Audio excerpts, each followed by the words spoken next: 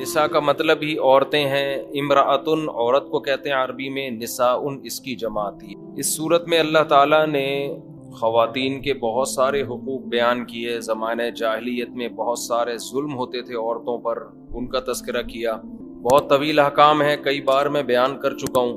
اور خاص طور پر میاں بیوی کے آپس کے رہن سہن کے معاملات، پھڈا ہو جائے تو کیا کرنا ہے، کیسے نمٹانا ہے اس کو. اس میں ایک بہت اہم صورت ہے وَإِنْ خِفْتُمْ شِقَاقَ بَيْنِهِمَا. میاں بیوی میں کسی طرح بن نہ رہی ہو تو فَبَعْثُوا حَكَمًا مِّنْ أَهْلِهِ، ایک بندہ جو بندے کا تو بندہ ہو، ٹھیک ہے نا، وہ شوہر کی طرف سے، اور ایک بندہ لڑکی والوں کی طرف سے.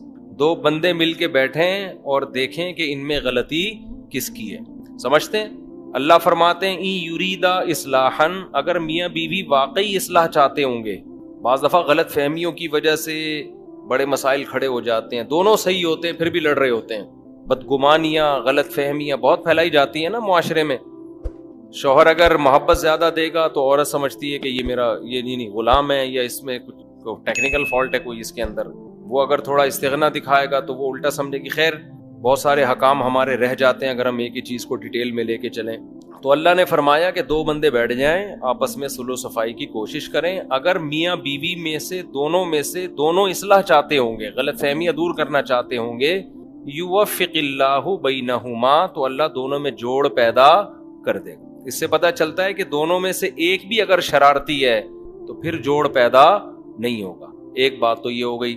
اچھا، یہ یہاں ایک چیز اہم امپورٹنٹ یہ ہے کہ ایک ایک بندہ بیٹھے دونوں خاندانوں میں سے، جرگہ نہ بٹھائیں. لوگ دو بسیں بھر کے لے آتے ہیں. جتنے زیادہ لوگ کسی معاملے کو حل کرنے کے لیے بیٹھیں گے، معاملہ سلجھنے کے بجائے اتنا زیادہ الجھے گا. یہ خوب سمجھ لیں. جن گھروں میں یہ معاملات ہوتے ہیں نا کہ بیٹی کی شادی کا اختیار ایک باپ کے پاس ہے، تو وہاں شادیاں بروقت بھی ہوتی ہیں، صحیح جگہ بھی ہوتی ہیں. جہاں پورا خاندان انوالو ہوگا نا، تو بس سمجھ لو کہ اب اس کی شادی 50 سال سے پہلے نہیں ہو سکتی، کیونکہ ماموں کہے گا یہ صحیح نہیں، رشتہ نہیں ہے، چاچا کہے گا تم کدھر دے رہے ہو، خالہ کہے گا یہ ہوا. تو اس لیے عقل مند لوگ اس زمانے میں ایسے ہیں جو بیٹی کی شادی کر دیتے ہیں، بعد میں خاندان کو بتاتے ہیں کہ ہو گئی ہے، ٹھیک ہے نا، تاکہ وہ چراند یعنی وہ نہ کریں. تو ایسی باتیں ممبر پہ مناسب نہیں ہے، لیکن ہو یہی رہا ہے، کیا کریں، بعض دفعہ نامناسب بات کرنی پڑ جاتی ہے. وہ بڑے مسائل ہوتے ہیں. خیر، تو ایک بندہ ادھر سے جو بندے دا پتر ہو، اور ایک بندہ ادھر سے جو وہ بھی کیا ہو، یہ بندہ بھی میں اس لیے کہہ رہا ہوں کہ وہ بھی سمجھدار آدمی ہو، تو بیٹھیں گے تو اللہ مسئلہ حل کر دے گا دونوں کے درمیان.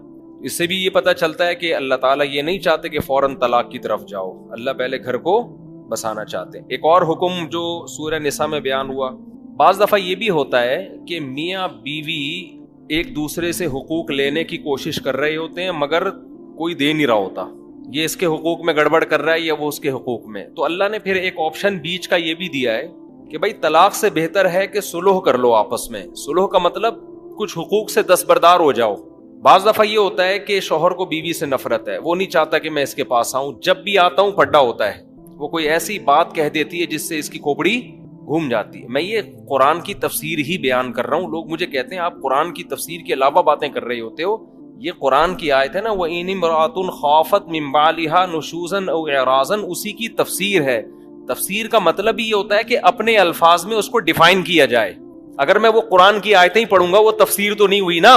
تو تفسیر تو میں اپنی مثالوں سے، تفسیر کا مطلب کیا ہے، اس کو ڈیفائن کرنا.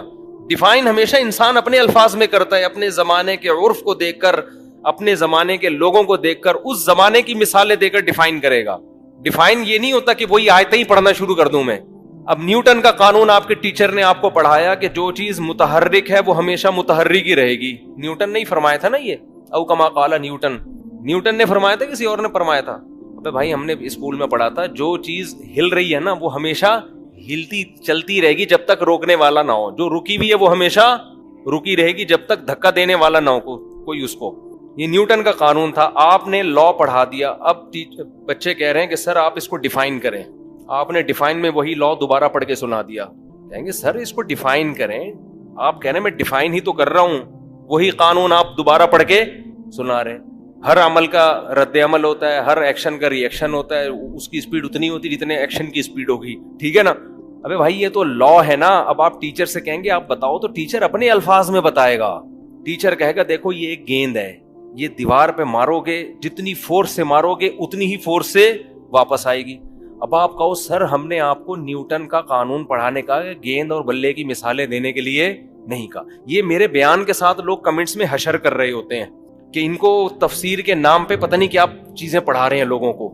میں کمنٹس پڑھتا ہوں، جب بھی یہ تراویح والے بیانات کے بھی کمنٹس پڑھتا ہوں، میں ایسے نہیں ہو جاتا غافل کہ لوگ کیا کر رہے ہیں کہ بس ہم نے بیان اپلوڈ کر دیا ایسے کی تیسی جو جس پہ گزر رہی ہے.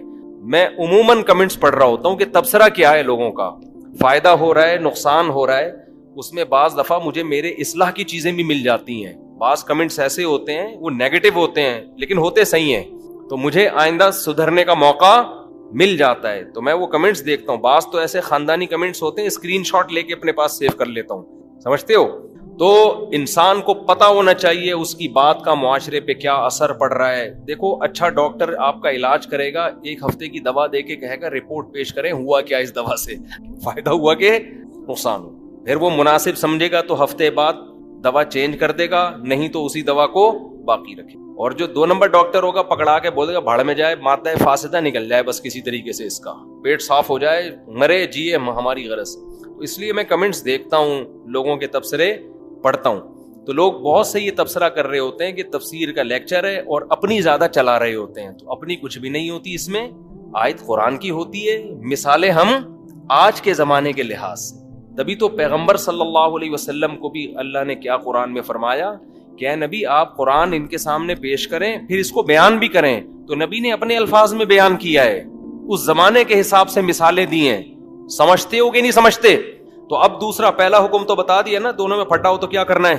ہم الٹا کر رہے ہوتے ہیں دونوں میں پھٹا ہوتا ہے تو تیلی لگا کے پھٹے کو بھڑکا رہے ہوتے ہیں. سورہ نساء میں اللہ نے یہ بھی بیان کیا، لا خیر فی کثیر من نجواہم الا من امر بصدقۃ او معروف او اصلاح بین الناس. اکثر لوگوں کی سرگوشیوں میں خیر کی باتیں نہیں ہوتی. اس کو آپ دوسرا حکم سمجھ لیں. وہ تیسرا میں جو دوسرا تھا وہ تیسرے نمبر پہ بیان کرتا ہوں. دوسرا حکم کیا ہے؟ اللہ فرماتے ہیں کہ جب لوگ آپس میں سرگوشی کرتے ہیں، چھپ چھپ کے باتیں کرتے ہیں، ان باتوں میں اکثر خیر کی باتیں نہیں ہوتی. کتنی خاندانی آیت ہے یار. کیا مطلب؟ جب لوگ ممبر پہ بیٹھ کے بات کر رہے ہوں گے، کھلے عام تقریریں کر رہے ہوں گے، اسٹیج پہ خطاب کر رہے ہوں گے، ساری پازیٹیو باتیں، ساری جوڑنے والی باتیں، فساد والی باتیں نہیں. آپ مجھے ووٹ دیں، میں سچا پاکستانی، یہی ہوتا ہے نا. مولوی صاحب بھی تقریر کر رہے ہوں گے، زبردست اصول کی پابندی کرو، یہ کرو، بیوی کے حقوق، بچوں کے حقوق.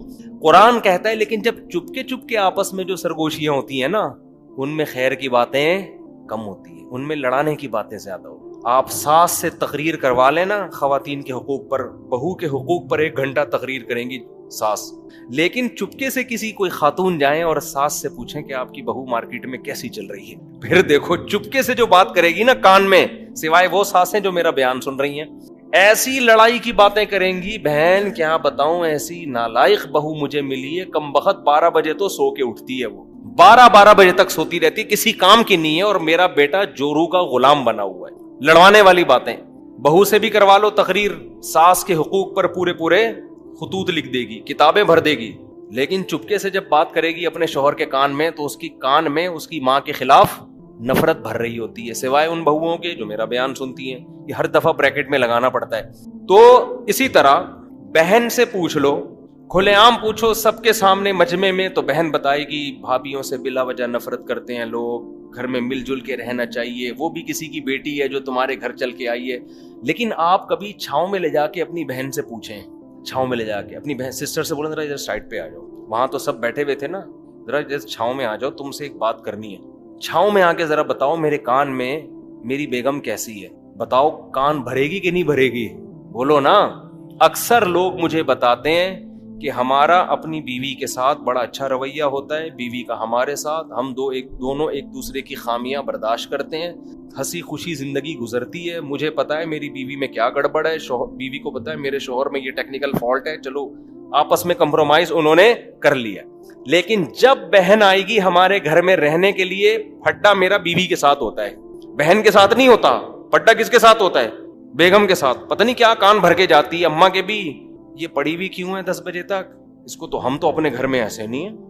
ہم تو بھائی صبح 8 بجے ناشتہ بناتے ہیں، اپنے سسر کو چائے پیش کرتے ہیں، ساس یہ پتہ نہیں کیا کر رہی ہے. او بھائی اگر آپ اپنے گھر میں بہت اچھے ہو تو یہاں بھی تو اچھے بنو نا. یہاں اچھا بننا یہ کہ کان نہ بھرو، تو کان نہ بھرو. تو ہر سطح پہ یہی ہو رہا ہے، توڑ کی باتیں، دوستوں کو آپس میں لڑانا، بہن بھائیوں کو آپس میں لڑانا، باپ کو بیٹے کے خلاف، بعض لوگ باپ بیٹے کو لڑواتے ہیں. میں نے دیکھا ہے ایسے لوگوں کو. ایک بیٹا آپ کے پاس آیا، اس سے پوچھا، اس کو بتا رہے ہیں کہ میں اپنے بچوں کے ساتھ ایسا کرتا ہوں، میں اپنے بچوں کے ساتھ. اس بچے کے دل میں آئے گا کہ میرا باپ تو میرے ساتھ ایسا کرتا نہیں ہے. یہ دیکھو، یہ ابا اپنے بچوں کو تو لقمہ منہ میں بنا بنا کے کھلا رہا ہے، اور ہمارا ابا تو ہمیں پوچھتا ہی نہیں ہے. بچہ یہ نہیں سوچے گا کہ جو کچھ کھا رہے ہو یہ کس کے خرچے پہ؟ باپ کے خرچے. وہ یہ دیکھے گا کہ یار اس کا ابا اس کے منہ میں لقمہ بنا کے ڈال رہا ہے، اور ہمارا ابا ہمارے منہ میں لقمہ بنا کے نہیں ڈال. نفرت یہ انسان کے 2 نمبر ہونے کی علامت ہوتی ہے کہ آپ کسی کے بچے کے ساتھ، اپنے بچوں کے ساتھ کسی اور کے بچوں کے سامنے ایسا سلوک کر رہے ہو کہ اس سے ان کے دل میں اپنے باپ کے خلاف نفرت پیدا ہو رہی ہے. ایسے میں نے دیکھے ہیں گھر بگڑتے ہوئے. یار ان کے ابا تو ایسے. جب کوئی میرے سامنے آ کے کہتا ہے نا فلاں کے ابا تو ایسے، ہمارے ابا ایسے نہیں، میں نے کہا تمہارے اندر غیرت نام کی چیز نہیں. اپنا ابا جیسا بھی ہو، آدمی فخر کرتا ہے میرا باپ ہے، اللہ نے مجھے یہ والا دیا، سب سے اچھا ہے، میرے لیے یہی سب سے اچھا ہے. تو یہ اسی طرح عورتوں کو شوہر کے خلاف لڑوانا. بعض خواتین اپنے میاں کی تعریف کر رہی ہوتی ہیں دوسری عورتوں کے سامنے، میرے میاں تو ایسے اچھے ہیں. ویسے نہیں کریں گی کبھی میاں کے سامنے کہ آپ اتنے اچھے ہیں. دوسری عورت کو خراب کرنے کے لیے اپنے میاں کی تعریف. میرے میاں نے تو آج تک کبھی دوسری شادی کا نام نہیں لیا. جب بھی نام لو 3 دفعہ تھوکتے ہیں. وہ عورت کہے گی میرے میاں کا تو ٹاپک ہی یہی ہے. سمجھ گئے ہوگے کس کے میاں کی بات ہو رہی ہے. سمجھتے. جب میرے ساتھ بھی عجیب معاملات ہیں، ابھی زیادہ نہیں فری کراؤں گا آپ لوگوں کو اس معاملے میں. خواتین کا مسئلہ ایسا ہے کہ جب کسی خاتون سے ملتی ہیں تو پھڈا گھر میں ہوگا. اپنی عورتوں کو دوسری عورتوں سے دور رکھو، ہنسی خوشی زندگی گزرتی، سوائے ان خواتین کو جو میرا بیان سن. تو خیر مسئلہ پتہ ہے کیا ہے. اب دیکھو اصولی طور پر آپ کسی عورت کے سامنے اپنے شوہر کی تعریف کرو، اچھی بات ہے، لیکن ایسی تعریف کہ اس کے دل میں اپنے شوہر کی نفرت پیدا ہونا شروع ہو جائے. یہ تعریف نہیں ہے، یہ کیا ہے؟ فساد. شکر کرو بھائی، بتاؤ میرے میاں بہت اچھا، اللہ کا شکر ہے، اس میں تو اللہ بھی خوش ہوتے ہیں. لیکن اسٹائل یہ والا نہیں ہونا چاہیے کہ اس کے دل میں اپنے میاں کی نفرت پیدا ہو. تو قرآن نے دوسرا حکم کیا دیا؟ لا خیر فی کثیر من نجواہم. اکثر لوگوں کی، اس مردوں اور عورتوں، مردوں کو بھی اللہ نے، عورتوں کو بھی، اس میں سب برابر ہیں. مرد بھی جب دفتروں میں بیٹھ کے کانا پھوسی کرتے ہیں باس کے خلاف، مینجمنٹ کے خلاف، سامنے بیٹھ کے کمپنی کی ترقی کی باتیں کریں گے نا، سر ایسا میں پروجیکٹ لے کر آیا ہوں، کمپنی دیکھیں 1 مہینے میں کہاں سے کہاں پہنچ جائے، میں خیر خواہ ہوں سر آپ کا، میں یہ سارے 2 نمبر لوگ ہیں، میں ہوں آپ کا. سامنے بڑی اچھی باتیں. جیسے ہی باس جاتا ہے تو آپ دیکھو آپس میں کان میں کیسی باس کے خلاف غیبتیں شروع ہوتی ہیں کہ نہیں ہوتی. ابے سالہ تنخواہ بڑھاتا نہیں ہے، نچوڑ کے رکھا ہوا ہے، صحیح ہے نا. اور پھر اپنی تنخواہ دوسرے کے سامنے شو کر کے اس کے دل میں ناشکری پیدا کرنا. ابے بتا تیری تنخواہ کتنی؟ کہے گا یار مجھے تو 30 مل رہے ہیں. ابے تجھے 30 مل رہے ہیں، میں بھی نیا آیا ہوں، 50 پہ آیا ہوں، ٹھیک ہے نا. اس کے دل میں نفرت پیدا ہو جائے گی، یار ہم اتنے پرانے ہو کے 30 کما رہے ہیں اور یہ سالہ کل کا اور 50. اب پوری بات تھوڑی ہوگی بھائی اس میں قابلیت زیادہ ہے یا کم ہے. ہر جگہ ایک دوسرے کی ٹانگیں کھینچنے کے علاوہ کوئی اور کام رہا. ہم مدرسے میں پڑھتے ہیں، 20 سال سے میں جامعۃ الرشید میں ہوں، ہمارا بھی وہاں سے ایک وظیفہ ملتا ہے. اللہ کا شکر ہے میرے ساتھ 20 سال سے جو اساتذہ ہیں، مجھے کسی کے وظیفے کا، تنخواہ کا نہیں پتا اس کو کتنی مل رہی ہے، نہ ان کو میرے بارے میں پتا ہوگا. ہمیں اس سے غرض ہی نہیں ہوتی بھائی اس کو 1 کروڑ ملے، 20 کروڑ ملے، 5 روپے ملے، 10 ملے، یہ ان کا معاملہ اور انتظامیہ کا. ہم نے یہ دیکھنا ہے ہمارا گزارا اس میں ہو رہا ہے کہ نہیں ہو رہا، پتہ ہی نہیں ہوتا الحمدللہ ہمیں. تو دوسروں کے معاملات میں ٹانگ اڑانے کی کوشش نہ، اس سے فساد پھیلتا ہے معاشرے میں. میں نے ایک واقعہ سنایا تھا نا، میں ایک موبائل کی دکان پہ گیا، اب تو یہ ساری چیزیں رہ گئی ہیں، جب سے مشہور ہوا ہوں کہیں جانے کے قابل ہی نہیں رہا، ورنہ اتنا مزہ آتا تھا. تھوڑا گھومتے پھرتے بھی تھے نا، تو موبائل کی شاپ پہ گیا تو وہاں موبائل ٹھیک کروانے گیا.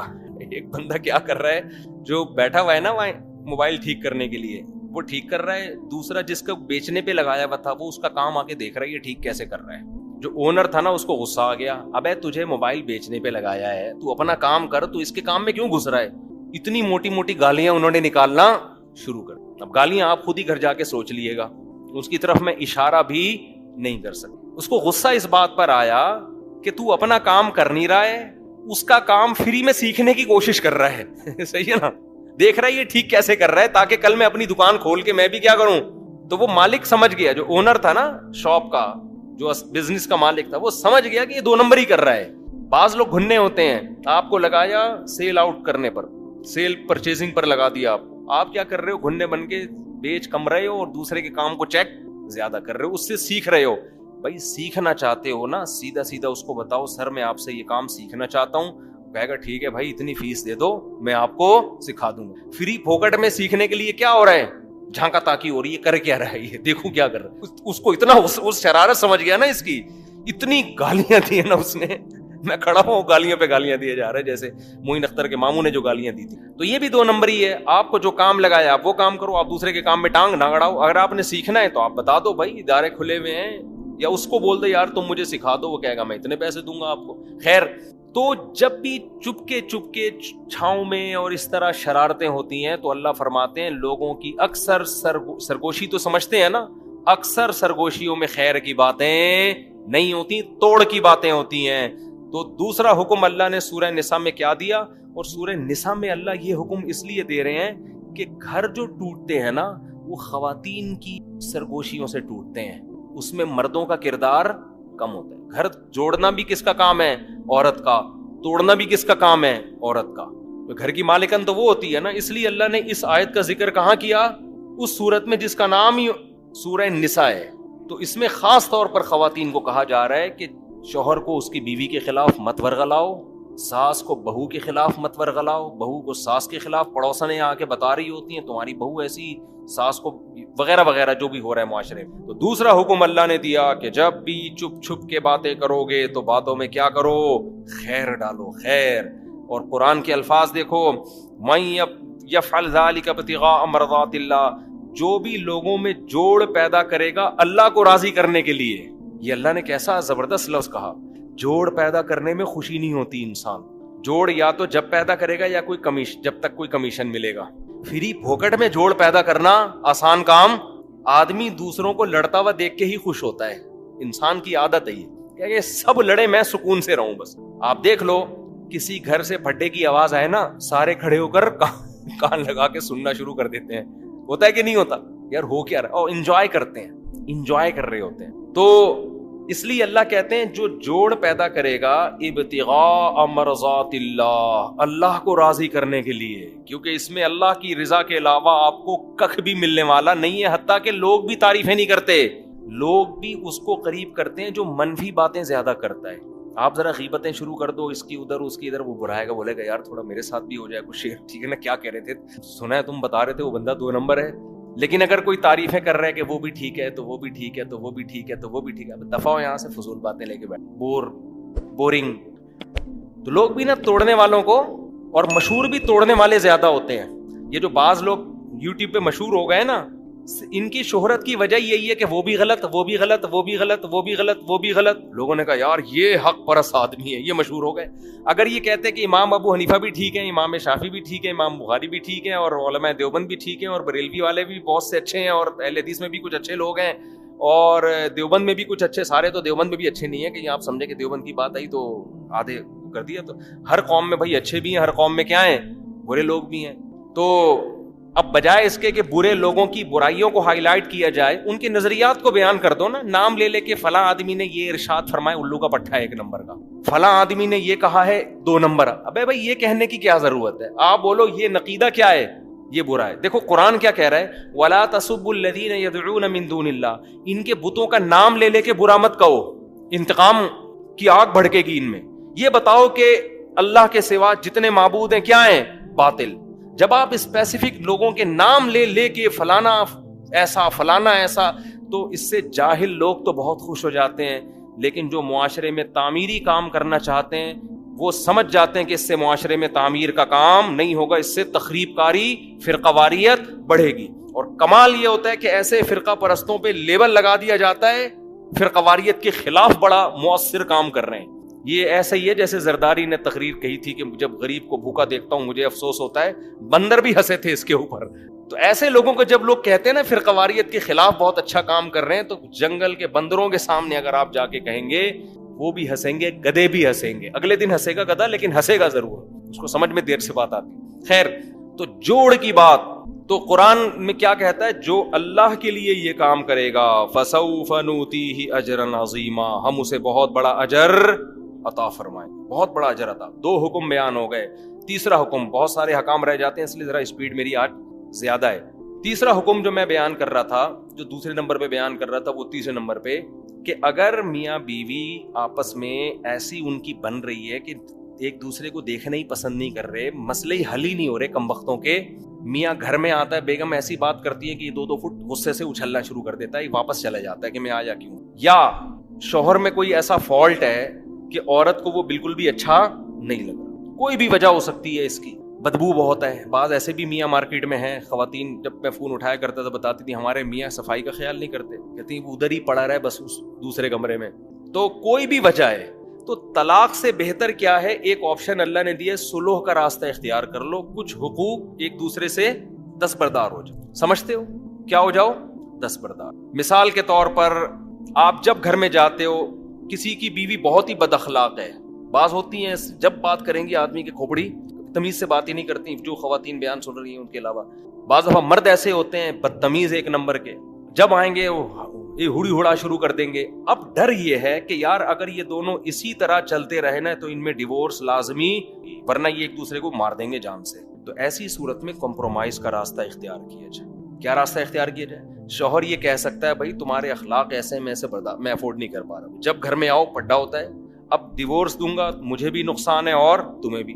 مجھے کیا نقصان ہے بھائی؟ مجھے ٹھیک ہے تم خوبصورت ہو یا کوئی اچھا خاندان ہے تمہارا، مجھے مرد جب طلاق دیتا ہے تو اس کو بھی دوبارہ ملنا آسان، بد اخلاق ہے لیکن خوبصورت اتنی ہے کہ لٹو ہوئے ہیں وہ اس کے اوپر نا، لٹو ہوئے ہیں، کہہ رہے ہیں بھائی یہ ہے، ہوا ایسا.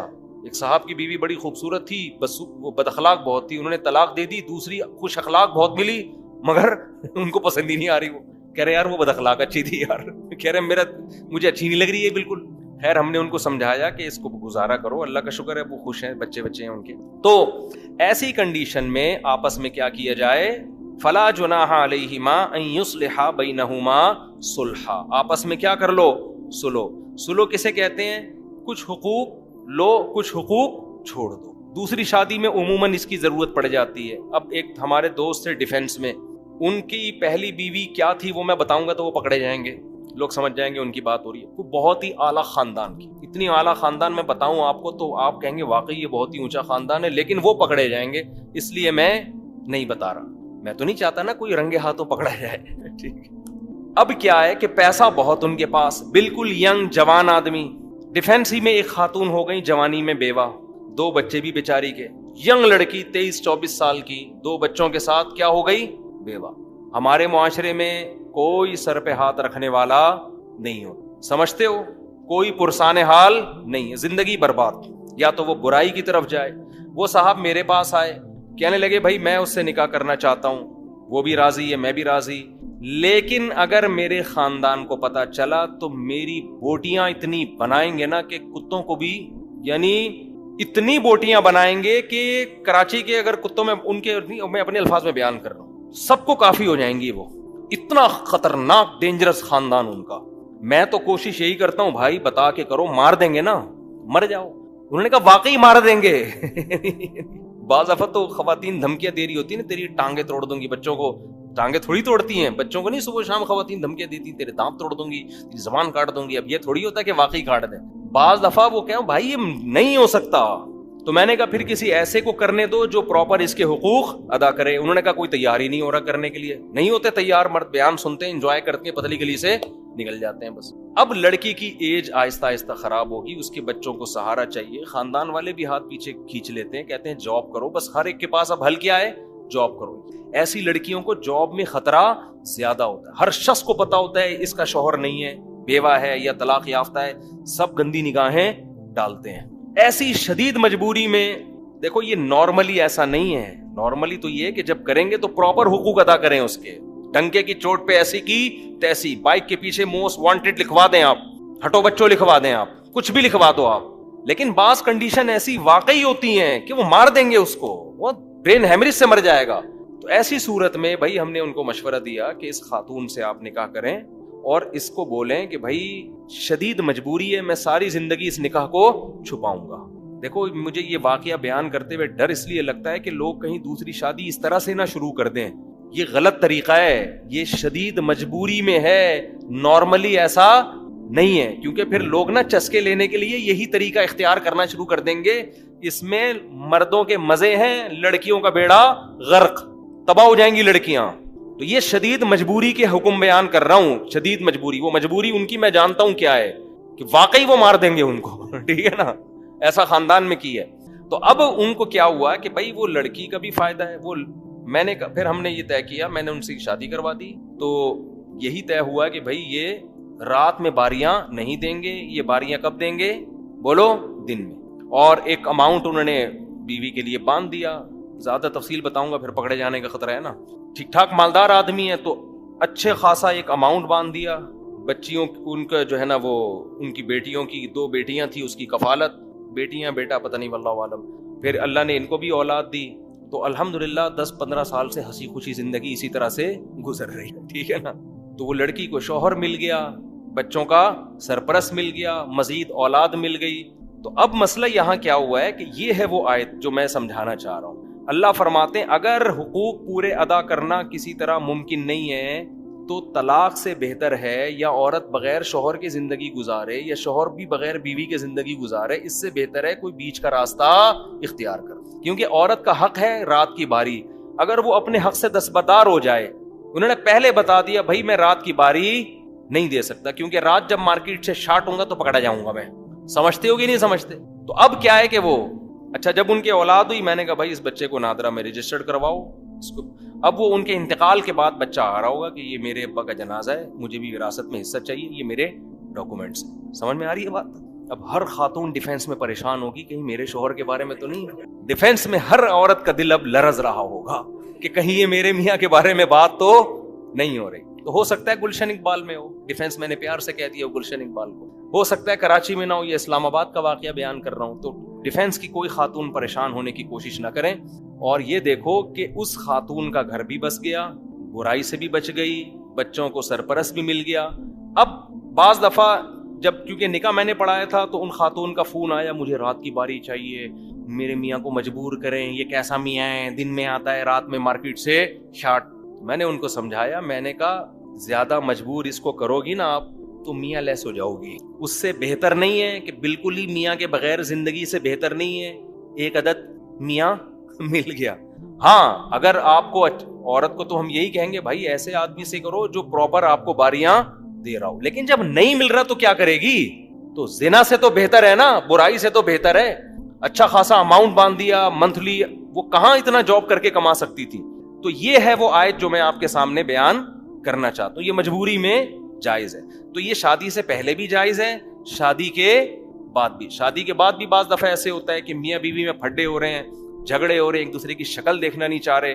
تو پھر سلو کا طریقہ یہ ہوتا ہے کہ بھائی چونکہ شکل دیکھ کے جھگڑے شروع ہوتے ہیں تو یہ دونوں میاں بیوی بن کے زندگی گزاریں گے, ایک دوسرے کے حقوق ادا کریں گے, شکل دیکھنے پر پابندی یہ ان میں سلو کروائی ہے. میاں جب آئے گا تو منہ ادھر کر کے بیٹھے گا, اور خاتون کو یہ کہا جائے گا کہ چونکہ جب آپ بات کرتی ہیں تو پھڈا شروع ہوتا ہے, تو بات کرنے کی اجازت نہیں, پرچے پہ لکھ کے دے دیا کریں, آپ پرچے پہ لکھ کے دے دیا کریں. تو ایک خاتون اور میاں بیوی کا ایسے ہی جھگڑا ہوا تھا تو بات چیت بند ہو گئی تھی. تو شوہر نے بیوی کو یہ کہا, پرچے پہ لکھ کے دیا کہ مجھے صبح 8 بجے اٹھا دینا آفس جانے میں, کیونکہ ہمیشہ جب بات کرتے تھے لڑتے تھے نا, تو پیپر پہ بات چیت شروع ہو گئی. پیپر پہ آدمی کتنی گالیاں لکھ کے دے سکتا ہے کسی کو. تو ان میں یہ طے ہوا کہ ہم آئندہ بات چیت کس طرح کریں گے, پیپر پہ. تو شوہر نے بیوی کو لکھ کے دے دیا صبح 8 بجے وہ اٹھا دینا. صبح 12 بجے اس کی آنکھ کھلی ہے, غصے میں بھن بھنا کے بیٹھا, بیوی کو پرچے پہ لکھ کے دیا, کم بخت اٹھایا کیوں نہیں تو نے مجھے. بیوی نے پرچے پہ لکھ کے دیا, تکیے کے نیچے پرچہ پڑا ہوا ہے. جب پرچہ اٹھایا اس پہ لکھا تھا 8 بج گئے اٹھ جائیں 8 بج گئے ہیں اٹھ جائیں. صحیح. تو بہرحال طلاق سے بہتر کیا ہے, آپس میں کوئی ایسا معاہدہ کر لیا جائے, کیونکہ طلاق کے سائیڈ ایفیکٹ بہرحال زیادہ ہیں. تو اس سے بچنے کے لیے اللہ نے یہ راستے دیے. یہ نارمل لوگوں اچھی بلی زندگی کو خراب نہ کریں آپ, جن کی خراب ہو چکی ہے ان کے لیے کہ مزید خراب ہونے سے بہتر ہے کہ کوئی بیچ کا راستہ اختیار کر. یہ ایک اللہ نے حکم بیان کیا سورہ نساء میں. اچھا اور بھی بہت سارے احکام ہیں سورہ نساء میں. یتیم کا مال کھانے پر بہت شدید وعیدیں ہیں. یتیم کا مال کیسے کھایا جاتا ہے؟ بڑا بھائی چھوٹے بھائی کی وراثت کھا جائے، بڑا بھائی چھوٹی بہن کی وراثت کھا جائے. یاد رکھو کسی کا انتقال ہو گیا اور اس کی بیوی کو پریگنینسی تھی، 1 دن کا حمل تھا، اس حمل کا بھی وراثت میں پورا حصہ ہے. اس کو لڑکا فرض کیا جائے گا اور لڑکے کا حصہ نکال کے رکھا جائے گا. اگر لڑکی ہو گئی تو آدھا کم کر کے بانٹ دیں گے، ورنہ اس کو کیا فرض کریں گے؟ لڑکا. اور اگر ٹوئنز پیدا ہو گئے تو دوبارہ سے تقسیم ہوگی وراثت. تو اس حمل کا بھی شریعت نے حصہ رکھا ہے. وراثت کے احکام میں آج بہت زیادہ کوتاہی ہے. عام طور پر بعض علاقوں میں ایسا ہوتا ہے کہ بڑا بھائی وہ باپ کی ساری وراثت پہ قبضہ کر کے اس کو جیسے چاہے اڑاتا رہتا ہے، چھوٹوں کو پتہ ہی نہیں ہوتا، ان کو عید بقرعید پہ بس کھلایا پلایا جا رہا ہوتا. اور بہنوں کا حصہ تو گاؤں دیہاتوں میں تو رواج ہی نہیں ہے بہنوں کا حصہ دینا. تو قرآن نے یہاں عورت کی وراثت کھانے کو منع کیا. دیکھو غیرت کے ساتھ زندگی گزارو، خدا کی قسم مزہ نہ آئے پیسے واپس. جو آدمی 5 روپے کی لالچ کرتا ہے 5 کروڑ کی بھی وہی کرتا ہے، اور جو 5 کروڑ کی لالچ نہیں کرتا وہ 5 روپے کی بھی لالچ نہیں کرتا. ایک زندگی میں اصول بنا لو کہ میرا پیسہ صرف وہ ہے جو میرا ہے. کسی کی جیب میں کیا ہے، آپ کی بیوی کے پاس کہاں سے پیسہ آتا ہے، اس کے باپ نے اس کو کیا دیا، اس کے پاس کتنا سونا ہے، اس سے بے غرض ہو جاؤ آپ. بہت سے مرد اپنی عورتوں کو تنگ کرتے ہیں، تمہارے پاس اتنا پیسہ ہے کہاں چھپا کے رکھا ہوا ہے، تم بتاتی نہیں ہو، تمہارے باپ نے تمہیں اتنا دیا، تمہیں وراثت تمہیں اتنی ملی، کہاں چھپا کے رکھا ہوا ہے. چھوڑو یار، تمہارا تھوڑی ہے وہ. تم اپنی ذمہ داری ادا کرو، آلو پیاز ٹماٹر کی عید بقرعید کی اپنی ذمہ داری ادا کرو. بولو بھائی مجھے اللہ نے مرد بنایا، گھر کا سربراہ بنایا، مجھے جو اللہ دے گا، جو میرے حقوق ہیں وہ میں پورا کروں گا. عورت پر کو اللہ نے مال دیا، لیکن اس مال میں شوہر کا حق بالکل بھی بولو نہیں ہے. یہ اللہ کا قانون ہے بنایا. اس مال میں شوہر کا حصہ مرنے کے بعد تو ہے، زندگی میں نہیں ہے، کوئی حصہ نہیں ہے اس میں. حتیٰ کہ بچوں کا بھی ٹوٹل خرچہ کس کے اوپر ہے؟ باپ پر. وہ بھی شریعت نے ماں پر نہیں ڈالا. ہاں عورت کے لیے فضیلت ضرور ہے کہ وہ اپنے شوہر پہ خرچ کرے گی تو ڈبل ثواب ملے گا اس کو، لیکن مرد مطالبہ نہیں کر سکتا، وہ اپنے اختیار سے اپنے میاں کو دے دے کہ آپ بھی اتنا خرچ کرتے ہیں تو مجھے اللہ نے مال دیا، کبھی ضرورت ہو تو آپ کی خدمت میں جناب کی خدمت میں. ٹھیک ہے نا. عبداللہ بن مسعود رضی اللہ تعالیٰ عنہ کی زوجہ حضرت عبداللہ بن مسعود بڑے مسکین تھے. ہمارے نبی صلی اللہ علیہ وسلم نے خواتین کو ترغیب دی صدقہ خیرات کی. تو حضرت عبداللہ بن مسعود کی زوجہ حضرت زینب وہ نبی کے گھر آئیں اور پوچھا یا رسول اللہ. اچھا انہوں نے حضرت عبداللہ بن مسعود سے پہلے پوچھا کہ میں آپ کو صدقہ دے سکتی ہوں، آپ میرے شوہر ہیں، کیا نبی سے آپ جا کے پوچھ لیں گے؟ عبداللہ بن مسعود کو شرم آئی کہ میں اپنے بارے میں کس سے جا کے پوچھوں؟ نبی سے، کہ میری بیوی مجھے پیسے دینا چاہتی ہے، کیا اس کو صدقے کا ثواب ملے گا؟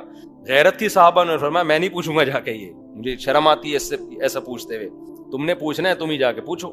لیکن ان کو کہا کہ نام نہیں بتانا، کہ میرے بارے میں ایک حیا آتی ہے نا انسان کو، میرے بارے میں نہیں بتانا، ایسی کامن مسئلہ پوچھنا.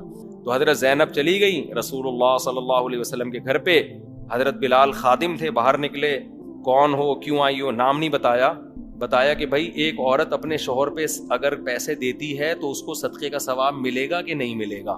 نبی نے پوچھا نام پوچھ کے آؤ. کون پوچھ؟ نبی نے فرمایا حضرت بلال سے نام پوچھ کے آؤ. ٹھیک ہے نا. اب وہ چاہ رہی تھی کہ نام نمایاں نہ ہو تاکہ شوہر کے راز فاش نہ ہو نا. ہوتا یہ ہے نا کہ جو عزت دار لوگ ہوتے ہیں وہ نہیں چاہتے اس طرح شوہر کا نام فاش نہ ہو. تو انہوں نے پھر صرف اپنا نام بتایا، زینب. پوچھو زینب آئی ہیں، تو تاکہ مدینہ میں تو بہت ساری زینب نام کی عورتیں تھیں. حضرت بلال نے جا کے نبی سے عرض کیا یا رسول اللہ جو خاتون مسئلہ پوچھنے آئی ہیں ان کا نام ہے زینب. آپ نے فرمایا ایو زینب، کون سی زینب؟ مدینہ میں تو زینب نام کی خاتون بہت ہیں، ان سے پوچھو کون سی زینب.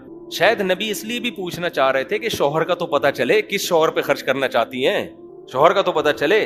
تو حضرت بلال نے آ کے پوچھا، نبی پوچھ رہے کون سی والی زینب؟ پھر انہوں نے فرمایا کہ عبداللہ بن مسعود کی بیوی. حضرت بلال نے جا کے بتایا، نبی تو خوش ہوئے، وہ تو چاہتے تھے عبداللہ بن مسعود پہ خرچ ہو. تو آپ نے فرمایا حضرت بلال سے ان کو بتا دو تمہیں 2 اجر ملیں گے اگر اپنے شوہر پہ خرچ کرو گی، ایک صدقے کا اور ایک رشتہ داری جوڑنے کا. رشتہ داری جوڑنے میں میاں بھی تو آتا ہے نا، وہ بھی تو رشتہ داری ہے نا، وہ بھی کیا ہے.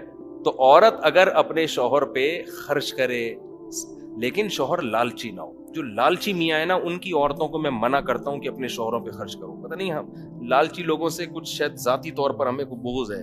لالچی آدمی کو 5 روپے بھی کھلانے کا دل نہیں کرتا, اس سے اس کی لالچ اور بڑھتی ہے.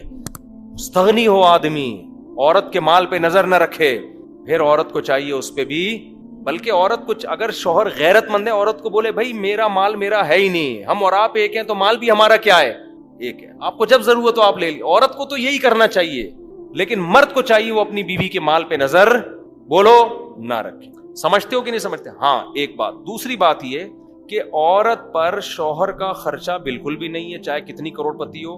عورت پر اپنا خرچہ بھی شوہر کے ذمے ہے, چاہے جتنی کروڑ پتی ہو, اس کا اپنا خرچہ کس پر ہے؟ شوہر. لیکن علاج میں نہیں ہے ایسا. بعض خواتین کو یہ مسئلہ معلوم نہیں. جب عورت بیمار ہوتی ہے نا, علاج بیمار